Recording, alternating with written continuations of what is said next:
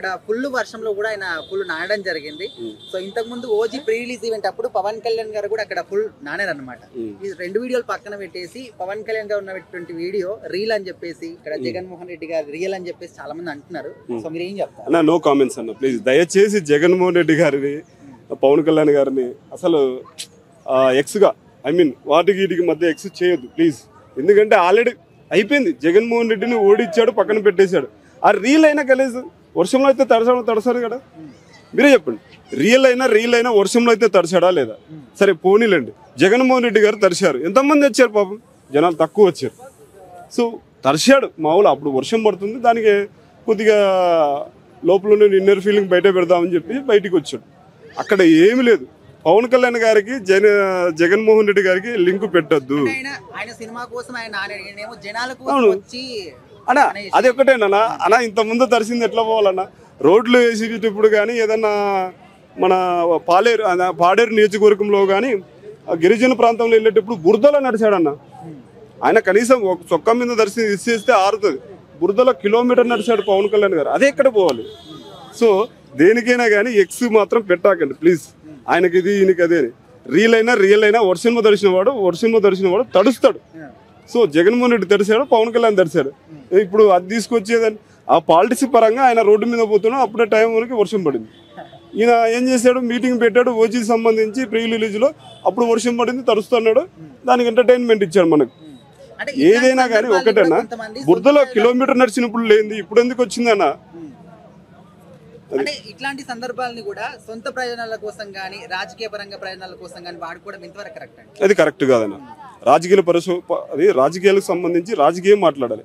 వర్షంలో దర్శా అని లేకపోతే ఇంకోటి దర్శా అని చెప్పేసి ఏదేదో అసలు సొంత ప్రయోజనాలకు కానీ కోసం కానీ ఇంకోటి మా నాయకుడు ఇంత, ఈ నాయకుడు ఇంత అని ఏ దానికోసం కూడా ప్లీజ్ దయచేసి వాళ్ళ ప్రయత్నం వాళ్ళు చేస్తున్నారు.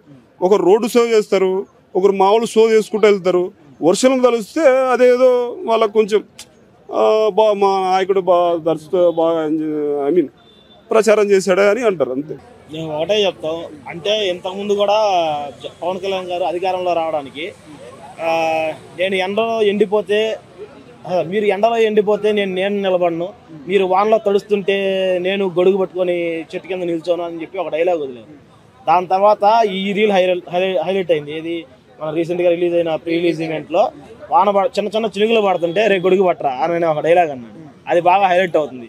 అక్కడ ఫ్యాన్స్ అందరు తడుస్తున్నారు కదా, మరి ఈయనకేంటి తడిసేదానికి? అక్కడ తడవకుండానే గొడుగు పట్టుకొని దాని తర్వాత రోజు బాలయ్య బాబు ఏదైతే ఒక వ్యాఖ్యలు చేశారో తర్వాత రోజు జ్వరం వచ్చింది అన్నారు. ఓకే, జ్వరం వచ్చింది. నువ్వెక్కడ ఉంటున్నావు? నువ్వెక్కడ డిప్యూటీ సీఎం? ఏపీలో డిప్యూటీ సీఎం. మీరు జగన్మోహన్ రెడ్డి గారిని వంగలపూడి అనిత గారు ఏమన్నారు ఇంతకుముందు?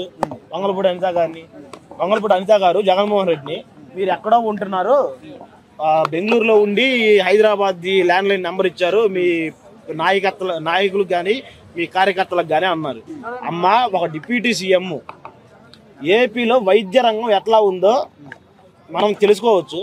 ఏపీలో జ్వరం వస్తే వచ్చి తెలంగాణలో ట్రీట్మెంట్ తీసుకున్నాడు.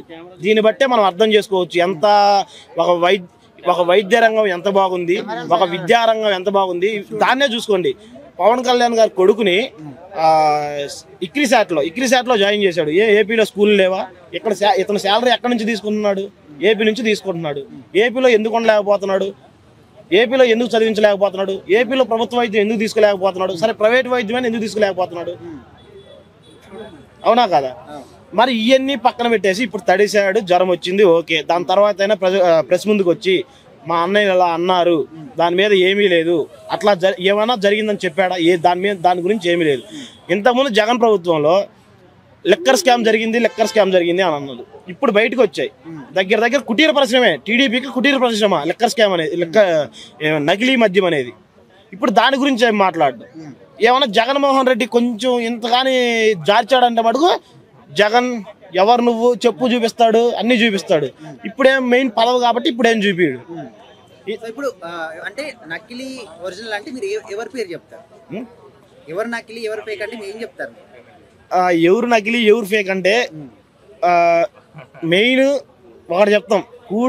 టీడీపీలో కూటమి ప్రభుత్వంలో ఉండేటి మొత్తం దొంగ స్కామ్లే, మొత్తం స్కామ్లే అయ్యి. అంటే మేము పవన్ కళ్యాణ్ ఈ సంవత్సరం వచ్చాడు, మేము అతను చేస్తున్నాడో మేము చెప్పం. కానీ చంద్రబాబు దగ్గర శిష్యరకం చేరి ఇయే నేర్చుకుంటున్నాడు. ఆయన ఏదైతే రాసిస్తున్నాడో అయ్యే చదువుతా, అట్లీస్ట్ ఆ చదివేదన్నా కొంచెం చూసి చదువు. 15,600 కోట్లు అయితే 15.6500 కోట్లు అని చదివాడు. అదేమన్నా లెక్కేనా? చూసన్నా చదువు. ఆ చూసి చదివేది కూడా రాకుంటే నువ్వు 10th క్లాస్ ఫెయిల్ అన్నావు. ఇంటర్ ఎక్కడ చదివావు పోనీ చెప్పు. ఎక్కడ పుట్టావో చెప్పు పోనీ. ఒక ఊర్లో పుట్టావా? నేనంటే పలానా ఊర్లో ఒక హాస్పిటల్లో బిఎస్ఆర్ హాస్పిటల్లో పుట్టా. ఎక్కడ పుట్టావో చెప్పు. సరే 1,00,000 పుస్తకాలు చదివాను అన్నావు. ఆ 1,00,000 పుస్తకాలు అంటే మహా అజ్ఞానివి నువ్వు. అబ్దుల్ కలాం గారే నా తెలిసి దగ్గర 2,500 పుస్తకాలు చదివంట. అంటే ఆయన చచ్చిపోయేటప్పుడు ఆయన రూమ్ లో దొరికినాయి 2,500 పుస్తకాలు. మహా అంటే ఆ మహానుభావుడు ఎన్ని చదువుంటాడు? 1500 చదువుంటాడు, 1600 చదువుంటాడు. ఏం 1,00,000 పుస్తకాలు చదివిందంటే ఎంత జ్ఞానం ఉంటాడు? అంటే రోజుకు ఒక పుస్తకం చదివినా కానీ మనం 100 సంవత్సరాల్లో మనం చదివేది 36,500 పుస్తకాలు. 100 సంవత్సరాల్లో మనం చదివేది 36,500 పుస్తకాలు. అంటే ఈయన ఒక్కొక్క పుస్తకం ఎన్ని గంటలు చదివాడో మనమే క్యాలిక్యులేట్ చేసుకోవాలి దాన్ని. ఆ రోబోలాగా ఇట్లా చూసి ఇట్లా ఇసిరేయడమే. మరి సినిమాలు గినిమాలు ఏం తీయలేదు ఆయన. అట్లా లెక్కేసుకోవచ్చు మనం దాన్ని. తర్వాత ఇప్పుడు రీసెంట్గా సుగాలి ప్రీతి కేసు ప్రెస్ మీట్ పెట్టి అడిగారు. దానికి ఏం చెప్పారు? జగన్మోహన్ రెడ్డి గారు కట్టిన ఇది ఒక బిల్డింగ్ ఉంది కదా వైజాగ్లో, రిషికొండ ప్యాలెస్, దాంట్లో పెచ్చులు ఉన్నాయి, బొచ్చులు ఉన్నాయి అన్నాడు. ఆ పెచ్చులు ఉడితే ఎక్కడ పడతాయి? ఇప్పుడు నా నెత్తిన పెచ్చులు అంటే నా నెత్తి మీద పడాలి. పవన్ కళ్యాణ్ నెత్తి మీద ఉడితే అక్కడ ఏడన్నా వాళ్ళ నెత్తిన పడతాయి, మీ నెత్తిన పడతాయి చెప్పండి. మరి ఎక్కడ పని? పవన్ కళ్యాణ్ గారు ఏడా నిల్చున్నారో అక్కడ ఊడిపడి ఉన్నాయి పెట్లు. విలేకరులు వచ్చి మాట్లాడుతుంటే దూరంగా నిల్చోండి అన్నారు. అది కూడా చూసాం మనం. ఆ రీల్ అన్ని యూట్యూబ్లోనే ఉన్నాయి, యాడికి పోలా. అవునా కాదా? మరి ఇట్లాంటి ఫేక్ న్యూస్ తీసుకొచ్చేసి రుద్దడం ఎందుకు? మీ కాడ ఛానళ్ళు ఉన్నాయి, మేము కాదనట్లా, మెయింటైన్ చేసుకుంటున్నారు.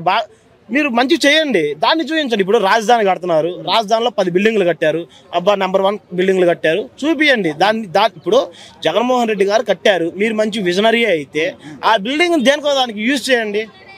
యూజ్ చేయలేనప్పుడు మీరేం విజనరీ? ఇప్పుడు పనికిరాని దాన్ని కూడా పనికొచ్చే విధంగా తయారు చేసేవాడే కదా విజనరీ అంటే. మరి ఉన్న బిల్డింగ్ని వీళ్ళు ఆ బిల్డింగ్ చూడనాటికే ప్రతి ఒక్క ఎమ్మెల్యే, ప్రతి ఒక్క మంత్రి పోయి దగ్గర 50-100 కోట్లు రాష్ట్రాన్ని దోపిడీ చేశారు. అది తెలుసా? 50-100 కోట్లు రాష్ట్రాన్ని దోపిడీ చేశారు. సో ఇట్లాంటి బోటకాలు ఎందుకు? మీ కాడ ఛానల్లే ఉన్నాయి, చూపించండి, ఒరిజినల్లే చూపించండి. ఇప్పుడు జగన్మోహన్ రెడ్డి గారు పర్యటనకు వచ్చారు, ఏం అడిగారు మీరు? కాలేజ్ లేదు అని అయ్యన్న పాత్రుడు గారే చెప్పారు, చూపించాడు. కాలేజే లేదన్నారు, కాలేజ్ చూపించాడు. జీవో అసలు లేదు అని చెప్పాడు. 204 జీవో చూపించాడు ప్రెస్ ముందు.